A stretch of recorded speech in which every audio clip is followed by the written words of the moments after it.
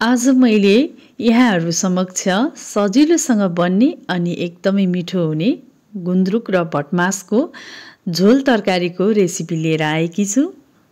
सबैभन्दा पहिला मैले यहाँ हिट अन गरेर एउटा कराईलाई बसालिसकेको छु र कराई तातिसकेपछि यसमा मैले तेल राख्दैछु।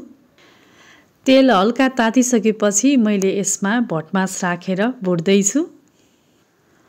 भटमास राम्रोसँग भुटेर तयार भइसकेको छ। अब म यसलाई निकाल्दैछु। अब यही बाँकी रहेको तेलमा मैले यहाँ सुकेको 2वटा खुर्सानीलाई फुराउँदैछु।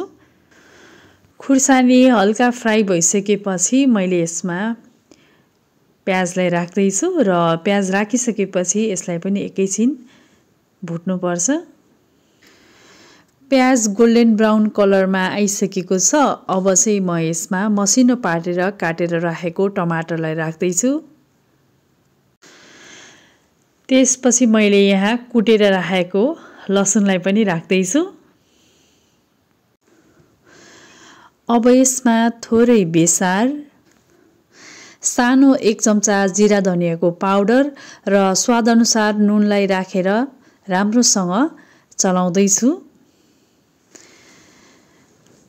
यो स्टेजमा चाहिँ मैले ग्यासको फ्लेमलाई मिडियममा राखेको छु र यो सबै सामग्री राखेर एकैछिन चलाइसकेपछि चाहिँ मैले यसमा 3-4 चम्चा पानी राखेर फेरि पनि एकपटक चलाउँदैछु। यति गरिसकेपछि चाहिँ अब यसलाई एकैछिन छोपेर पकाउनु पर्छ। 2-3 मिनेट पछि चाहिँ म यसको ढक्कन हटाउँदैछु र एकपटक राम्रोसँग चलाउँदैछु। यहाँले देख्न सक्नुहुनेछ टमाटर राम्रोसँग पाकिसकेको छ। यसलाई एकपटक राम्रोसँग चलाइसकेपछि चाहिँ म यसमा गुन्द्रुक राख्दैछु। गुन्द्रुकलाई चाहिँ मैले एकैछिन भिजाएर लिएकी छु र गुन्द्रुक राखिसकेपछि मैले यसलाई एकपटक फेरि पनि राम्रोसँग मिक्स गर्दैछु र अब चाहिँ मैले यसमा अघि भुटेर राखेको भटमासलाई पनि राखिसकेको छु र यो सबै सामग्रीलाई राखेर एकपटक फेरि राम्रोसँग सबै कुरा मिक्स हुने गरेर चलाउनु पर्छ।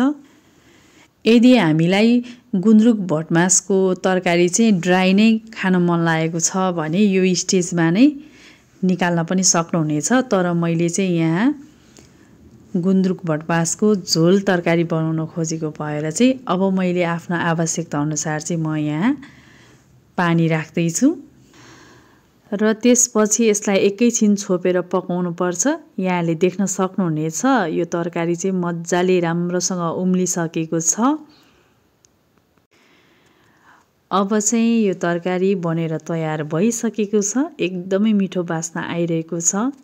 एकदमै सजिलो तरिकाले बन्ने यो गुन्द्रुक भटमासको झोल तरकारी चाहिँ एकदमै मिठो हुन्छ।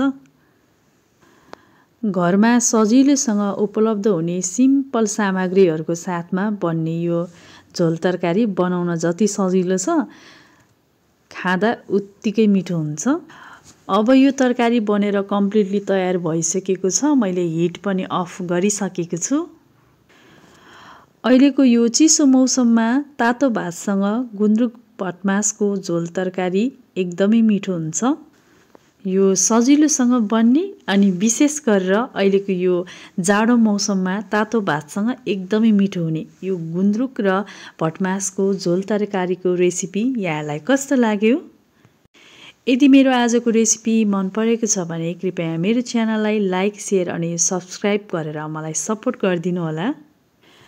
आजको मेरो यो रेसिपी हेरिदिनु हुने यहाँहरू सम्पूर्णलाई धेरै धेरै धन्यवाद।